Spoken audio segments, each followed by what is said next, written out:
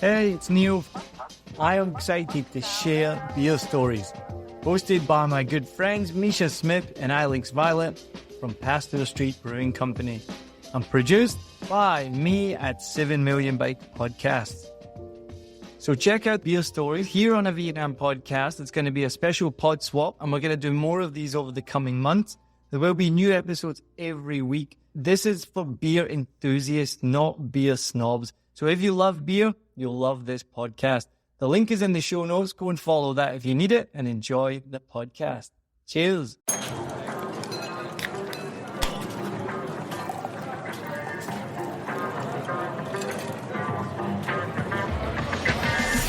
Welcome to Beer Stories. This is a podcast where we talk about beers, we tell stories. Our producer is Neil Mackay of 7 Million Bikes Podcast. Our theme song was composed and performed by Lewis Wright. My name is Mischa Smith. My co-host to my left, as always, is Alex Violet. Hello, everyone. And our guest this week is the founder of Saigon Cider, Hannah Jeffries. Hi. Hi, Hannah. Welcome to the show. Thanks for having me. Vietnam has a rich beer culture and has done for decades, but cider is new. When craft beer have events, we're often included, and so are other cider brands. But it also means that the local markets sometimes think we're a type of craft beer, and they're not aware that it's a completely different product. I didn't really mean to start a cider company. It was more of a hobby in the beginning. It wasn't really intended initially to be a business. So cider was kind of associated in the UK, and still is, as a summer drink. I found it unbelievable that I came to a city that's summer all year round and there was no cider. It was unthinkable. They're using the yeast from the skins of the apples, but it does come up with a really unique taste, and that's what gives it the funk as well. You know, whenever you have flavors that you have to describe using a word like horse blanket, that was like one that just got to me. Our name was kind of by accident as well. We started as Peace, Love and Apples, which is our slogan. And the description was, well, what do I call it? Cider? Apple cider? No, I don't want to just stick to apple, so Saigon cider. And then people just called it that. And I mean, that is a bit of a mouthful to order. Can I have a Peace, Love and Apples, please? Our guest this week is the founder of Saigon Cider, Hannah Jeffries. We're going to start, as always, with a little segment we like to call the Hangover Check. Hannah, as our guest, you can go first. On a scale of 1 to 10, how hungover were you this morning? 0. Oh, wow. Mm-hmm. The life of a young mother. Mm-hmm. Alex, did you have any drinks last night? I had like maybe 2 beers. Okay. Yeah. So a 2. well, I definitely had more than 3 beers, but I was going to say like 3 out of 10 today. I was feeling pretty good, but just a little sluggish. That's been the Hangover Check. If you're listening and you want to be a sponsor, reach out. We're looking for someone to sponsor the Hangover Check. We should get a sponsor like some kind of hangover remedy. Like if someone was doing Like beer. hair of the dog. That's our recommendation. Yeah, so we're actually not drinking beer because it's so early. This is the earliest we've ever recorded. Sunday morning. Let's get into it. Hannah, I've noticed in the press in Vietnam, let's just introduce you story a little bit. So obviously, if you're listening for the first time, we're recording from Ho Chi Minh City, Vietnam. Alex and I both work at Pasteur Street Brewing Company. Our guest, Hannah, like we said, is the founder of Saigon Ciders, which was the first cidery in Vietnam. Yeah, that's right. Cool. And there's been a lot of press in the last 7-8 years about craft beer in Vietnam.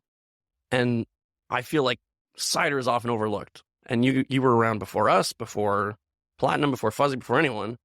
Do you feel like cider gets short shrift because it's not respected by people, or because it's just not beer? I think because cider's new to Vietnam, relatively speaking. So Vietnam has a rich beer culture and has done for decades, but cider is new. So being the first is a challenge, but it's also an opportunity. People here didn't know what cider was maybe 10 years ago unless they lived overseas, or, very few people were familiar with cider. So it's not so much that it's not respected, but it's not as well known. And that's still one of our challenges today, because with the rise of craft beer, and cider has risen at around the same time, maybe not to the same extent. Vietnamese have become familiar with cider in recent years during the time that craft beer has been rising. So sometimes it's considered a type of craft beer, which is one of our challenges. It gives us some exposure in a way, because when craft beer have events, we're often included, and so are other cider brands. But it also means that the local markets sometimes think we're a type of craft beer and don't have that extra reason to try it because they're not aware that it's a completely different product. So that's one of our opportunities and one of our challenges. But yeah, I don't think it's about cider not being respected. Okay. Just not as well known. Yeah. Also, you guys started with a venue. Pasteur Street started with the venue. So that lets you become known quite fast, I think. And I didn't really mean to start a cider company. It was more of a hobby in the beginning. And we had a page and we had a name, but it wasn't really intended initially to be a business. It was more experimenting, making cider because I love cider. And, making more for friends, sharing it. So whenever someone wanted to interview me about cider, I kind of said no because we weren't a business and I didn't want it to be a business initially. Awesome. So I have so many questions off the back of that. I don't know which one to start with. So now, what's like your, if you even know, obviously, like you said, your distribution, you're not a tap room. So like, do you know kind of roughly what the split is on Vietnamese versus foreigners who drink your ciders? No idea, right? You just you just sell them and then whoever buys them buys them. We don't see the end users so much. Right. And when we do it skewed because it will be at an event and, the events attract often one or the other. So it's a bit hard for us to tell as a distribution company. If we had a tap room, I could give you a clearer answer. It's definitely more expats and visiting foreigners at the moment. Right. So, I mean, that speaks to what you're talking about the opportunity. Exactly. So Vietnamese they definitely have a taste for cider. Right. I mean, Vietnamese people love sweet beverages. So yeah, they do. Yeah. So, and they love fruity things and they love organic drinks, produce. So there's definitely interest there and it's growing and it can only really grow from here. For sure. Yeah. So that was going to be one of my questions later, but you brought up the organic aspect. I noticed that in your marketing. Yeah. Is that important for you, like socially, or is it just like something that you like to promote because it's something that some people will find as like a way in? We only use certified organic produce, so EU level certified. And I'm committed to doing that environmentally. A lot of people don't really understand what organic means. They often think it means you're not adding chemicals into your product. Well, yes, that's true, but it starts with the growing. It starts with the land. So it's a limit on things like pesticides. Even if we couldn't promote that we're organic, and there are restrictions on that until you've actually got the product certified, restrictions in some countries, we would do it anyway because then you're having less of an impact as a business. Ultimately, we want people to know also that the product is organic. And so we do share that. But yeah, for things like export, until you've got that stamp on your product, then you can't always state that it is organic. So just as a starting point for me, maybe you guys could talk a little bit about the difference between brewing beer and making cider. Because, I'm a drinker and I know what I like, but I have no idea literally what the difference is in the process between beers and ciders. Yeah, it actually, I was wanting to kind of loop back to the taproom thing, and I think it was very similar for craft beer, where beer in Vietnam was insanely popular. Over 95% of the alcohol consumption was beer, and all of the beer tasted the same.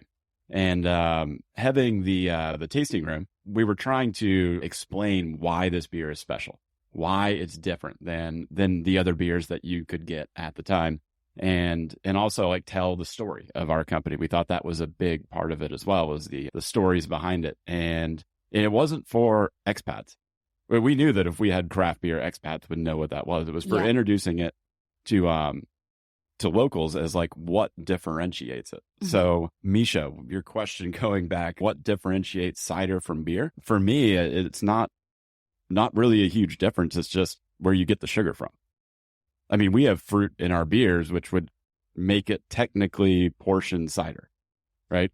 And then some ciders, I assume, are probably like fortified with sugar from somewhere else, maybe. probably. Yeah. And, I mean, some definitely are. And it's always seemed like a legal definition that they're different. It's just they're sugar water that's been fermented and not distilled. And, governments say, well, if it came from a fruit, you have to call it wine and tax it. If it came from a specific type of fruit called a grape, you call it wine and tax it this way. And if it comes from a different type of fruit, you call it a cider. Mm. And then some countries may say it has to have this amount of apple, or it could be any fruit. And yeah, I'd actually like to hear your thoughts on that, because I see like artisanal ciders and craft beer, in my mind, essentially the same thing.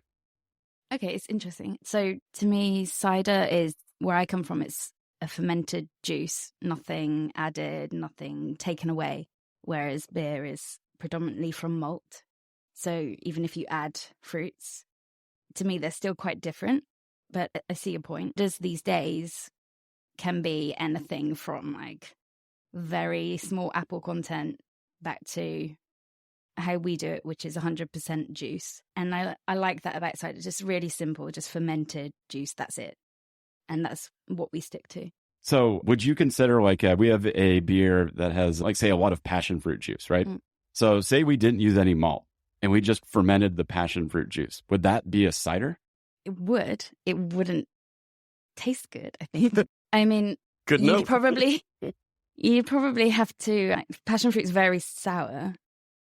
You'd probably end up having to add water and sugar to make it drinkable. So then it becomes more of a hard soda. Are you adding the passion fruit at the end, or is it? Yeah. You add it at the end. So then the passion fruit's not really fermented. No. So it's like a fruited beer, I guess. Exactly. Yeah. Okay, so with cider, yeah, predominantly it's going to be apple juice fermented. But I wouldn't say strictly it has to be apple. It could be another fruit. But I think the defining factor is that the juice is fermented. So I've really not looked too much into cider. It's always included in, like the beer, like I'm a beer judge. And they always include cider at the end, like or judging different cider categories. I just haven't ever signed up to judge a cider competition before. But I saw the main categories are sweet and dry. So does that mean that you would add juice after the fermentation with some ciders, or that it's just the fermentation has stopped halfway? There's a number of ways to do it, but I would add after. Yeah. So then you can ferment out clean and then add back some juice to how you want it. Some sweet ciders will have sugar added instead, but we don't do that. Ours don't have sugar added whatsoever. Same for the beers, right? Some of the fruits you had pre-fermentation and some post.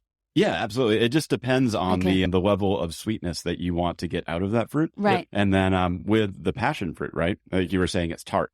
So we also wanted the sweetness to balance out that sour. Right.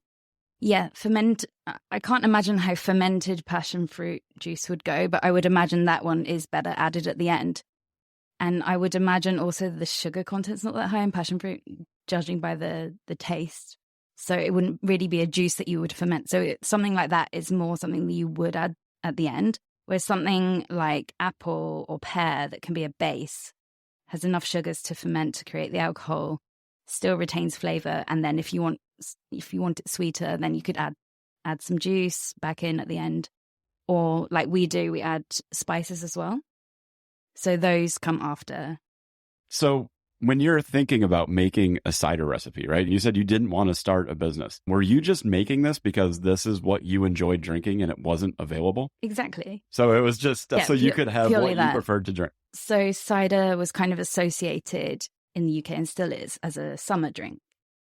So I found it unbelievable that I came to a country or a city that's summer all year round and there was no cider. It was unthinkable. I didn't actually drink beer until I came to Vietnam, and then I had to get used to it. But now I love it, largely due to the craft beers that I've tried here.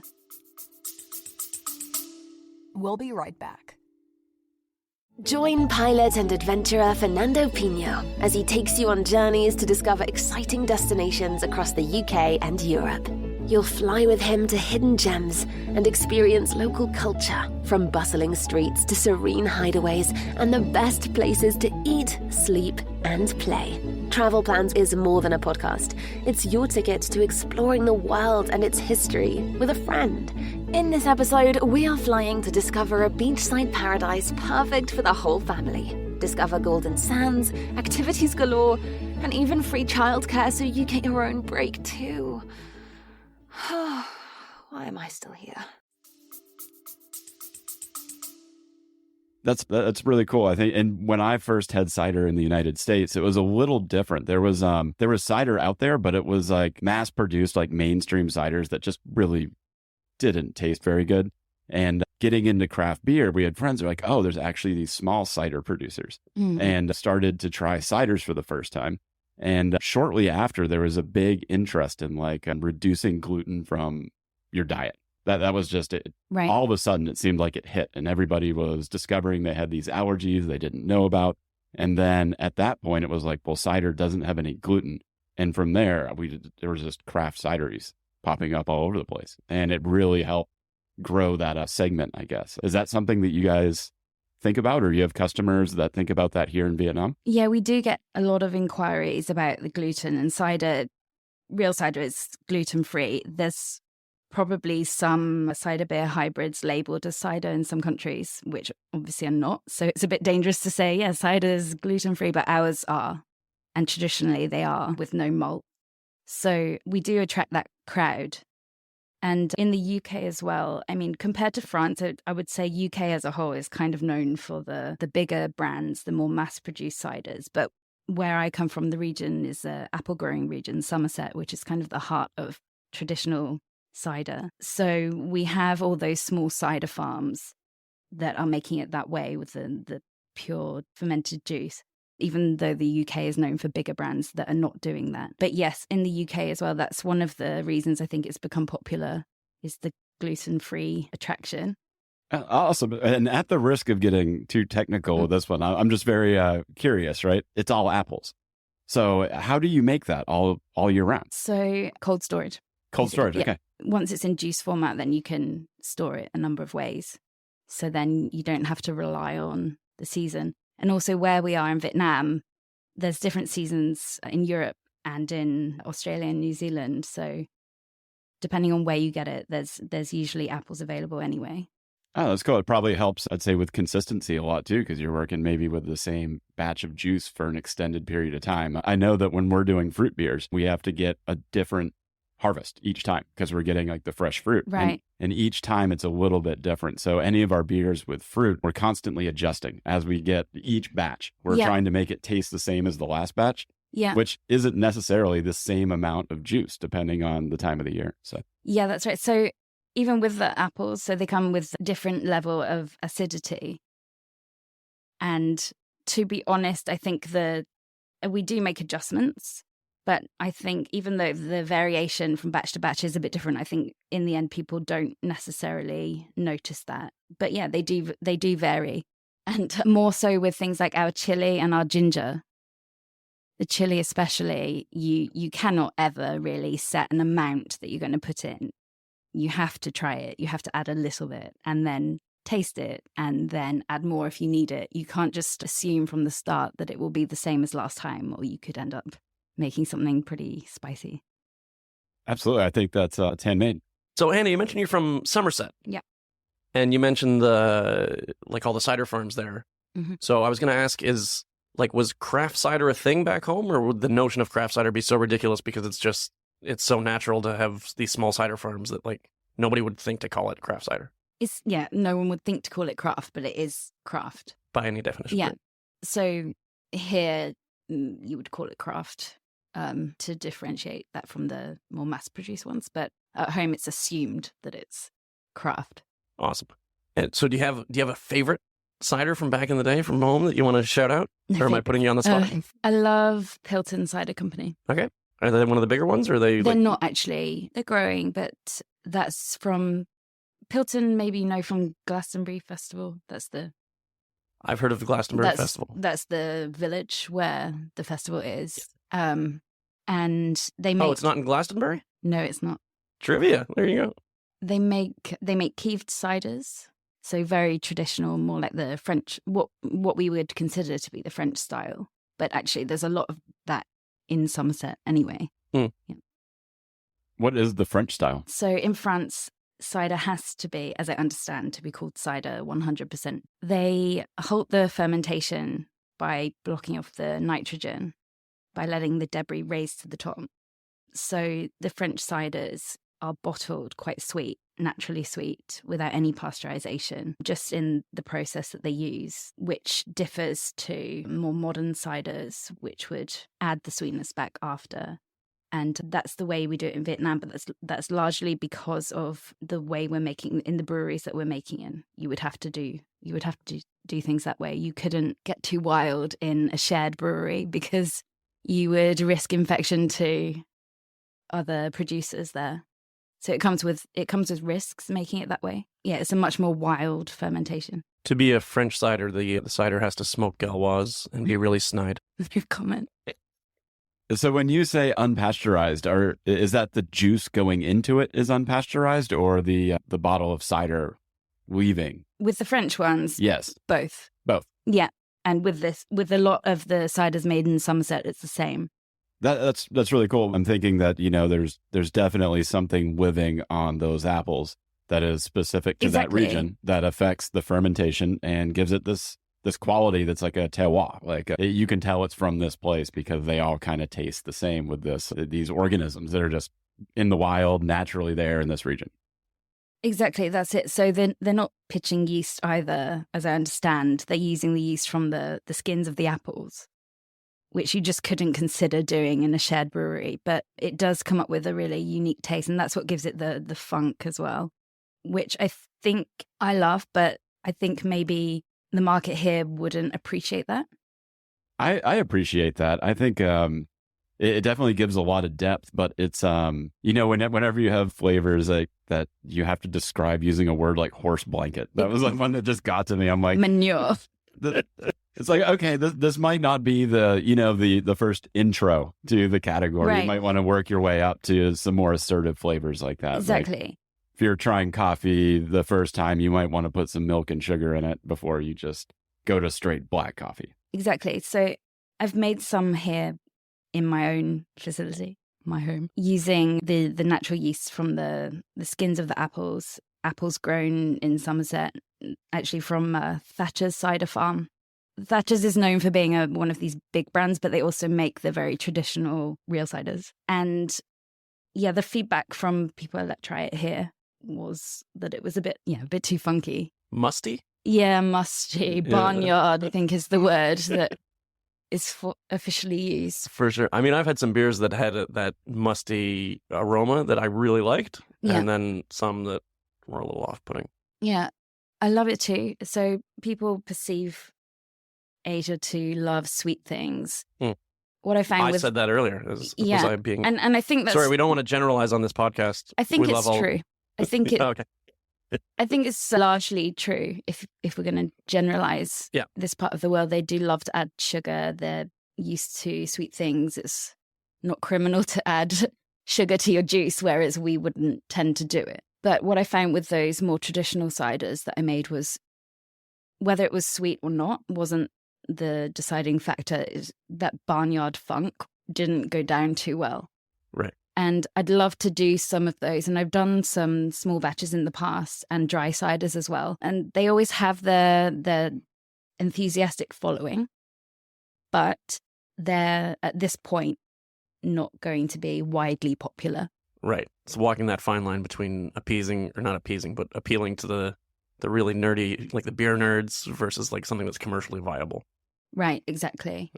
Those the fermented flavors, I think, too, is just what you grow up with. And I noticed that, they might seem crazy out here, but I think growing up, like fermented milk and fermented fruit was stuff you're around all the time. And then coming to Asia and then like fermented fish is everywhere. Like fermented fish sauce shrimp paste. Yeah, exactly. Yeah. And that is... And tofu. Yeah, just different fermented flavors. I actually enjoy a lot of that. But at the first time that I smelt it, I was just like, kind of like, hey, like your body almost says like, this could be dangerous. Yeah. Yeah, I would agree with that. And like Mischa says, it's a fine line between like being taste leaders, wanting to make something that's accepted, But like with you guys probably agree in craft beer, just because the market is used to the very commercial lagers doesn't mean that you're going to create a craft beer brand that creates commercial lagers. It's kind of not the point. You want to push boundaries a little bit and introduce people to new things, let them know what it is, why it tastes that way. And not everyone's going to love it, but it will build.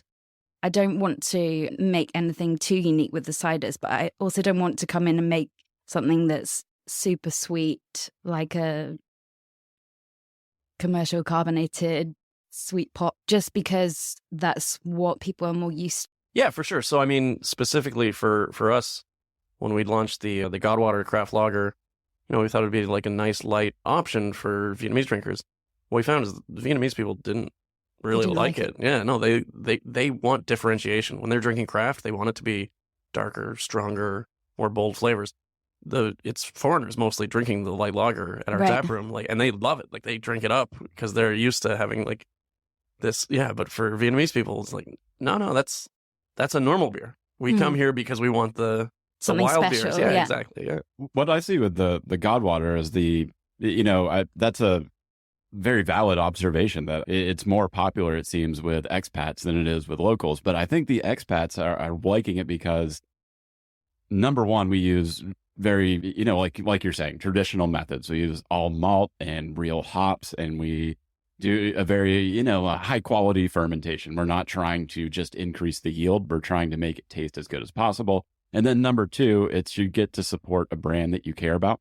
And if you just grew up drinking mainstream light lagers and you don't have any interest to drink anything with flavor, but you do have an interest in buying a product that you care about, that comes from people that you care about and want to support, then that's a great option for those two different reasons. If you're really looking for that flavor intensity and just want a little bit better quality, like if the beer gets warm, it doesn't start to taste bad. It just tastes warm and just as good. But if you have like a lot of, mainstream beers, they get warm and, it's not nearly as good as when they're cold. Right. And there's the novelty factor as well. So if you've been around craft beer or ciders for decades, then the novelty factor is not really there anymore. Whereas for Vietnam, it's kind of newer, more exciting. And I think people, especially in Saigon, love new things. They embrace new products, new concepts. And the knowledge about those products is something that they identify when they share their knowledge and why they love that new product. That keys into their identity as well. Whereas if you've had that for decades and decades, you may be less interested. It's more about supporting a small brand, like you say. Yeah, I could see that there's more opportunity to experiment when there's less expectation that you make it taste the exact same way. Like a lot of the crazy things that you do in craft beer have been going on for hundreds of years in different parts of the world, but where you're doing these crazy wild fermentations in parts of Belgium, France, people expect it to taste the way that it always has. And you start saying, we're going to add this fruit instead. And it's like, no. You just add this one. This is what we expect. But in the United States, there wasn't like this long-standing tradition of these companies with these unique products that had this sense of place. So the kind of the world was your oyster as far as what you wanted to make, because customers were open to trying all the different things. And I very much see that in Saigon as well. It's really cool to see people that aren't like, no, this isn't exactly the way that we expected it to be, the traditional way. I'm looking to explore a flavor and try something I haven't had before. Absolutely. They embrace new things. And if I were to take back a chili cider to a Somerset cider producer, they're just going to laugh in my face. They have done. They were a little more open to the ginger after trying it, but to them, that's kind of blasphemy. Whereas here, people don't have that preconceived idea of the rules when it comes to beverage, and in particular cider. Yeah. So I guess that is, maybe you just really define that for me. Why I see what you're doing is just, in my mind, very much the same as craft beer. Is you're breaking the rules to create a flavor that has a potential market. Like there's somebody that wants to try that and is excited to try something new, and you're not going to let the rules stop you from making that. Right. So we stick to the rules in terms of quality, but we bend the rules in terms of flavor and expectation. That's awesome. Well, that's something I'm familiar with growing. Like, you have to know the rules in order to be able to break them. You have to know how to do it right first before you can, because otherwise you're just not doing a good job. That's I mean, there's the craft lagers. I saw a big resurgence in the craft beer community in the U.S. And it was only after people just started throwing massive amounts of hops at a beer, and then being like, "Look, this one has the most hops, the most IBUs, right?"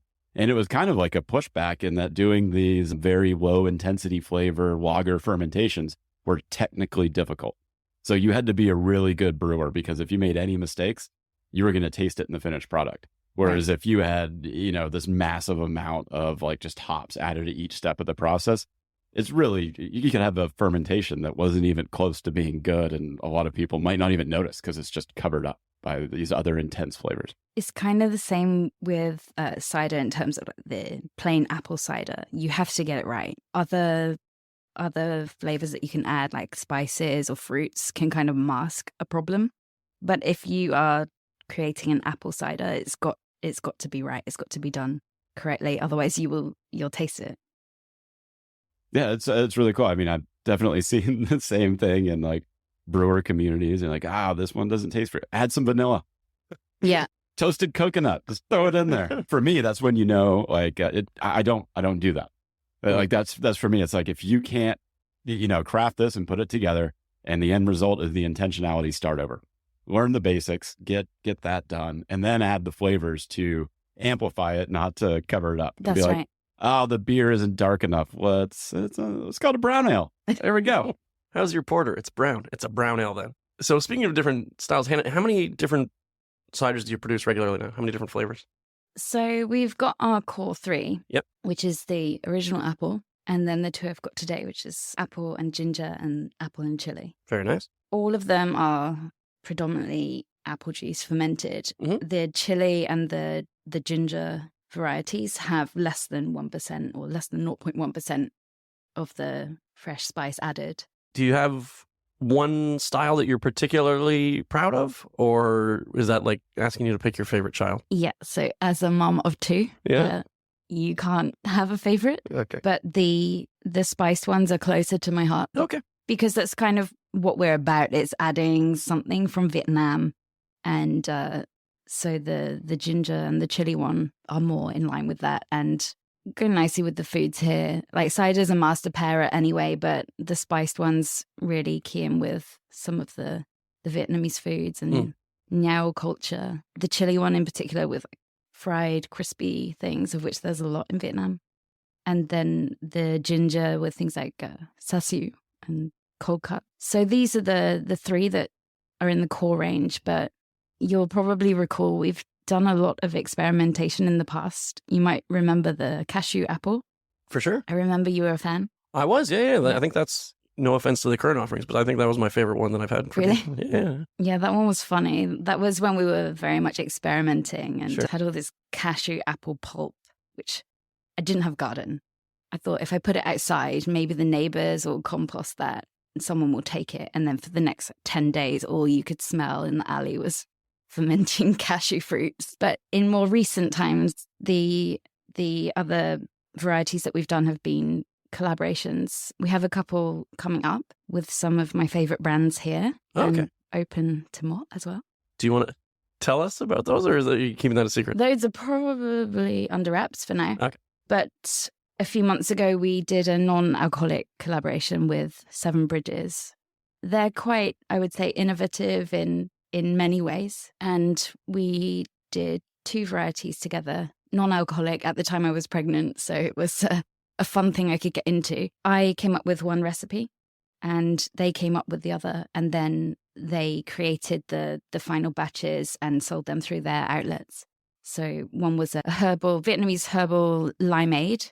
So that had the Vietnamese basil, mint, and then rau ram, the Vietnamese cilantro, coriander. And then the one that Stanley and Sari's team came up with was a pink guava cream soda. Quite an American spin with the cream soda and then quite out there. Yeah, so I was going to bring this up because Alex is big on the no and low alcohol options. Okay. So how did it go? What was the response from customers about the non-alcohol ciders? So we weren't sure how well it would go down because it's sold in a place that predominantly people go to drink alcohol, but they went very quickly.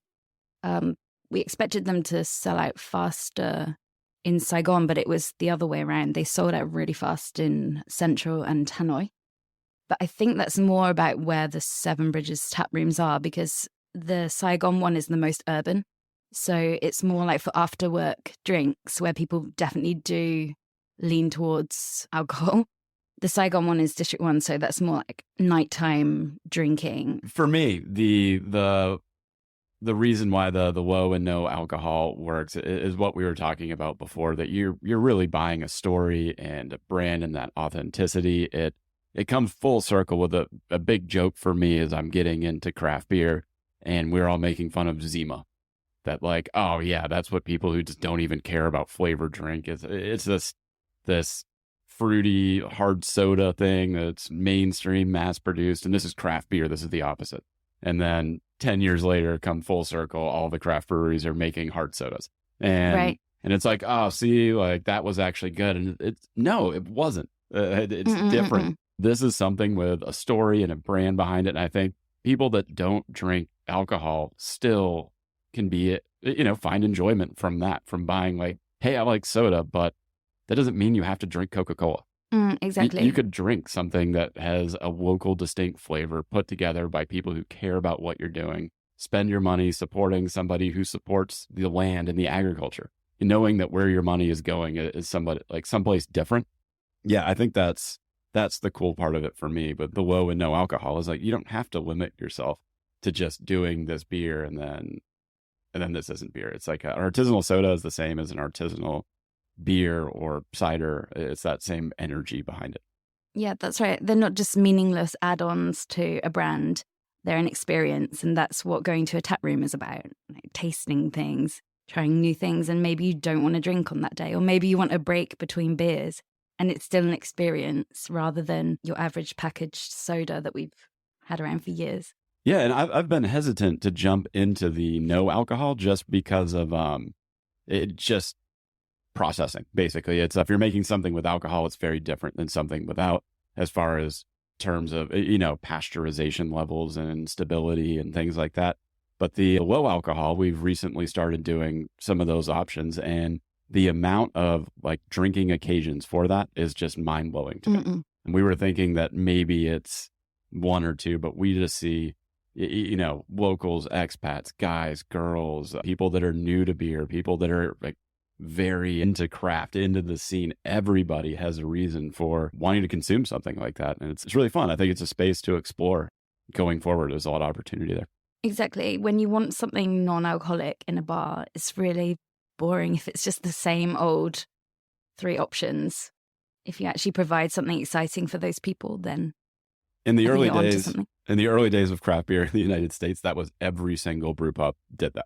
They would have 10 beers, and then the 11th tap handle was house-made root beer. Can we make a root beer? We can. It just destroys your draft system, basically. Okay, let's not do it. Once you put root beer on it, anything that you pour through that faucet is going to taste like root beer forever. You have to like literally rip out the lines and start over. It would be a big commitment. It would be a huge commitment. Gotcha. Let's not do that. So I've barely had to look at my notes this episode because we've kind of organically gotten to a lot of, that wasn't a joke. We've got organically, no pun intended, I promise. We've organically gotten to a lot of the subjects that I wanted to cover. There were a couple others, though, that I wanted to hit before we get to the closing segments. Hannah, just you can take this question as seriously or not as you like. But like, is there like a healthy competition between you and Hanoi Cider, or is it more like a kinship? Like you guys because you guys both make cider, and all these craft beer guys are doing beer, but we're the ciders, and like, so is it like, I don't know, what's your relationship with Hanoi Cider? So I mean, business is always about competition, right? Right, and they could have picked a more creative name. It's just Saigon Cider, and then we're Hanoi Cider. Seems to be a trend with ciders now. But sorry, go ahead. Our name was kind of by accident as well. We started as Peace, Love, and Apples, which is our slogan. Yep. And the description was, well, what do I call it? Cider? Apple cider? No, I don't want to just stick to apple. So Saigon cider. And then people just called it that. So that's how we kind of stumbled upon our name. Right. And the two have switched. The tagline is now peace, love, and apples. Right. And I mean, that is a bit of a mouthful to order. Can I have a peace, love, and apples, please?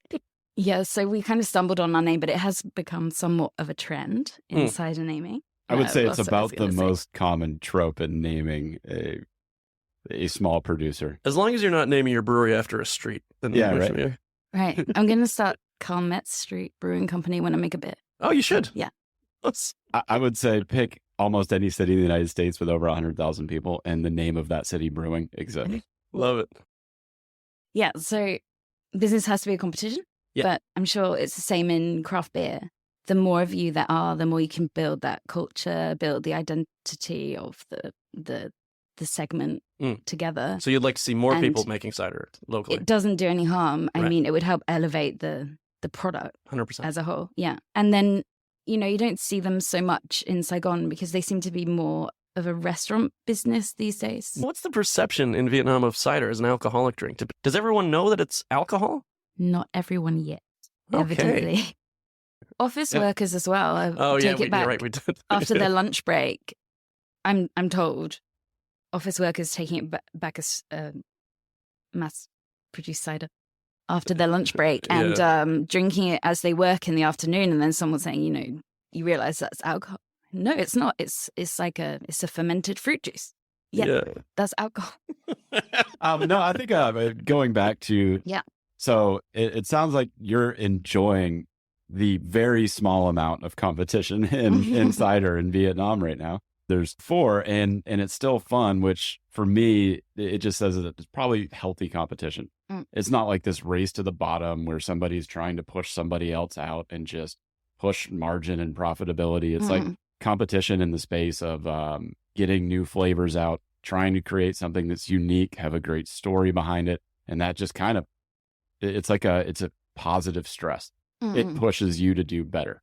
Exactly. And kind of raises the quality of all of the cider in the whole country. So that's awesome to hear. It sounds like a recipe for success for a lot more cider getting to a lot more people. Yeah. We're just committed to doing cider the way that it's always been done, fermented juice, high quality ingredients. We don't ever add any sugar, and we stick to that in our cider. And I would say so far, every cider brand that's come into the market has been really quite different. So it is a good thing. Yeah. So I don't drink a ton of ciders, but being different, I think that's a great point, because of the 4 that we talked about, they all have a very distinct flavor that's very different from each other.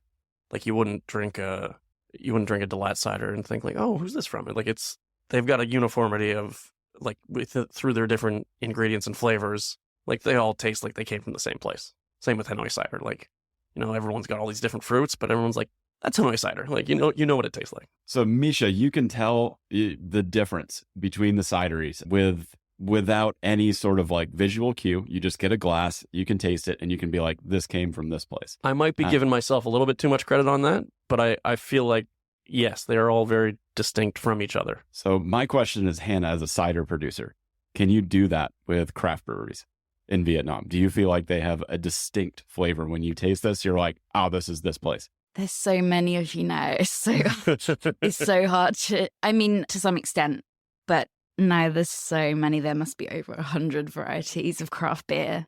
I don't mean brands. I mean actual Yeah, products. but specifically, if you had a beer and it just had this flavor to it, you'd be like, oh, this is probably these guys. This is their style. So local fruits is more Pasteur Street, I would say. But now, I mean, there's a lot of breweries doing that too. I don't think I'm expert enough to identify. Fair. I do think it's easier with the cider brands. I mean, there's fewer of us. And I think when there's fewer of you, it's easier to be different.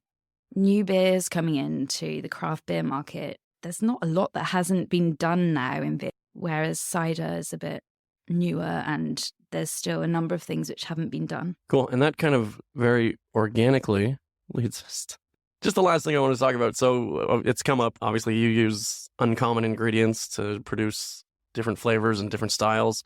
At Pasteur Street, that's kind of what we're known for as well. Could you guys talk to each other a little bit about how you go about choosing which flavors? Because obviously, like, so I know, like, lychee, for example, a lot of our staff are like, oh, make a lychee beer. And Alex has always been very adamant that that's a flavor that just doesn't work in beer for these reasons.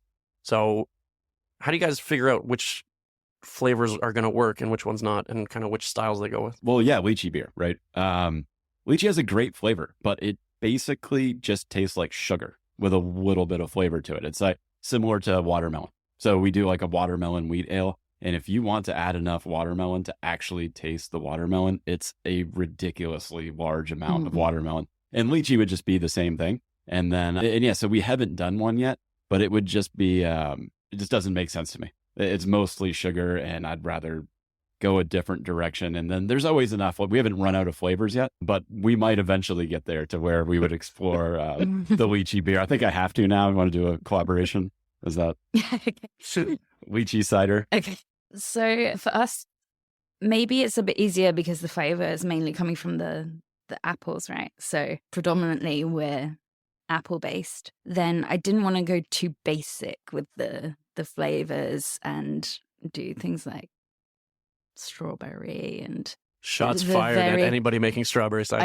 I don't actually think there's anyone, but sorry if there is. But it's kind of like the first very commercial thing that comes to mind. So I wanted to steer clear of those and do something a little more unique. Yeah. Less mass market around the world. So that's how we landed on the spices. And I mean, we have done a lychee one in the past actually, but that was lychee and guava, not apple based. And I'd say it probably does work in cider. But I leant more towards the spices and keeping cider as an apple-based product with, spices to add a bit of a kick, not doing something too mass and too obvious, and always sticking to Vietnamese ingredients. Though that's a bit of a contradiction because the apples are from New Zealand.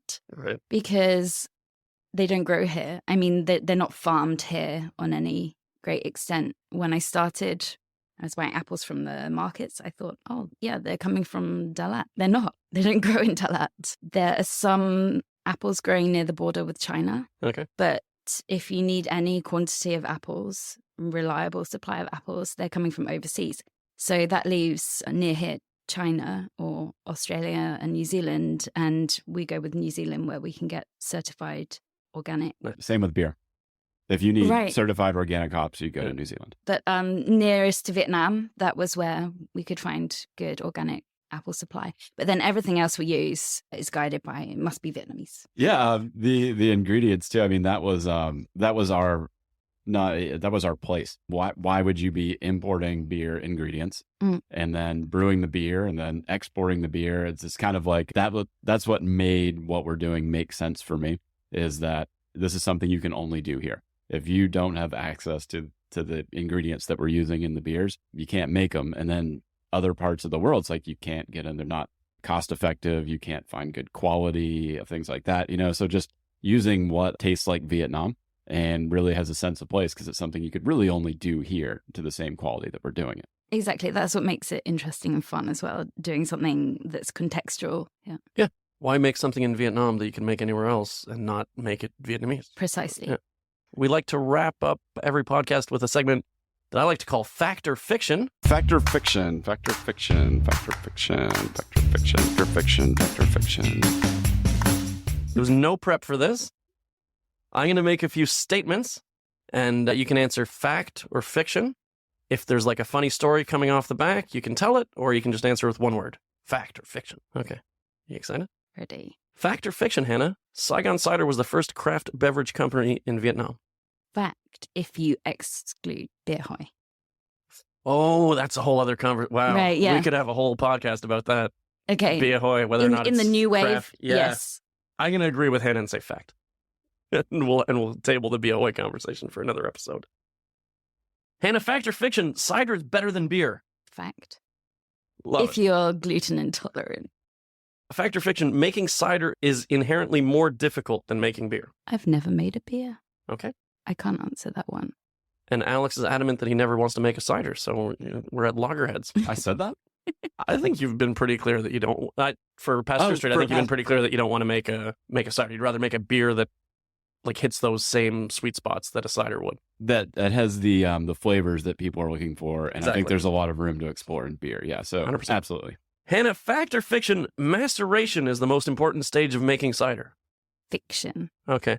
I just looked up how to make cider on the internet, and that was one of the verbs that I found. Fermentation would be. Maceration, fermentation. That makes sense. And last one, Hannah, fact or fiction, the craft beverage industry in Vietnam is still in its infancy. Fact? Gonna go with fact. That's what I think, but I thought maybe we could have a... There's a lot of room for growth Exactly. as Vietnam is rising meteorically. Exactly. So more and more people are going to come here, more and more jobs, more and more commerce, more and Precisely. more craft beers and ciders. That's the hope. Love it. Thanks, Hannah. Thank you. So that was Beer Stories. Our producer is Neil Mackay of 7 Million Bikes podcast. Our theme song was composed and performed by Lewis Wright. Thanks, Alex, as always. Yeah, thanks, Mischa, and thanks, Hannah. It was an awesome conversation. Thanks for Yeah, having thanks, me. Hannah. Were you nervous for this? No. Of course not. Cold as ice. And thank you for listening.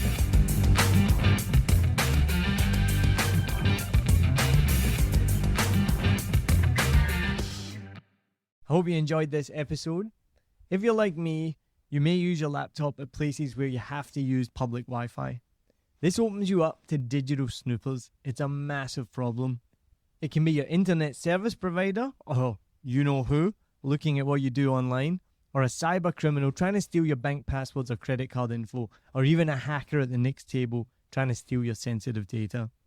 These days, it is vital that you keep your data safe. NordVPN keeps all of these snoopers away. It makes your internet activity private, protects you from accessing dangerous websites that are phishing for your data, and lets you enjoy your favorite content securely, even while away from home.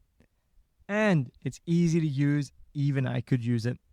I've actually been using NordVPN for years now here in Vietnam, and I'm excited to be an affiliate partner with them. I've used NordVPN to watch Netflix, BBC, Disney Plus with ease, and I also know that my information and data are safe from prying eyes, whoever they may be. Join now and you'll get 68% off and 3 months free when you go to my link, nordvpn.com/SMB. Just again, for those hard of hearing, nordvpn.com/SMB. The link is also in the show notes. I know nobody checks them out, but go check that out and you can get the link from wherever you're listening to this podcast. As an affiliate partner, it also means that I will get a small commission when you sign up, but at no extra cost to you. So not only will you be getting a great deal through 7 Million Bikes, you get a great VPN and you'll be supporting 7 Million Bikes podcast. Stay safe online and enjoy the shows you love. Any questions, just let me know. You know how to get in touch with me. And thanks for listening to this show. Cheers.